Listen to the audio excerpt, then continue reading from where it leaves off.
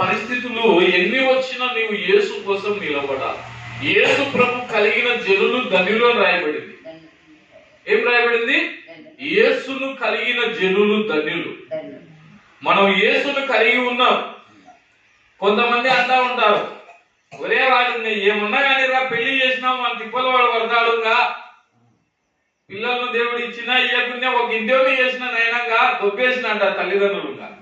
పెద్దవాడిని చేసినాను, ఇంకా నా పని అయిపోయింది, ఇంకా దేవుని మీద వేసేస్తాను అంటారు. ఏం చేస్తారు?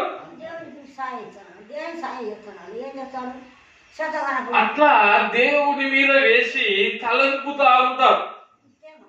కాబట్టి మనం కూడా దేవునితోనే సహవాసం చేయాలి. దేవుని ఉద్దేశాలతోనే మనం నడవాలి. నీతో నడవాలని, నీతో నిలవాలని నా హృదయము వేగిల పడుతున్నది. సియోను మహారాజా, సియోను మహారాజా. హల్లెలూయా. తల్లిదండ్రులకు దేవుడు ఏ విధమైన జీవితాన్ని ఇస్తాడో పిల్లలకు కూడా అదే జీవితం వస్తాయి.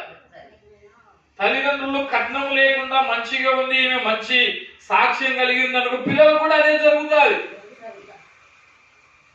మనం ఏ విధంగా జరుగుతుందో మనల్ని బట్టే పక్కన వాళ్ళు అడుగులేస్తారు. ఎవరిని బట్టి వేస్తారు? మనల్ని బట్టి వేస్తారు.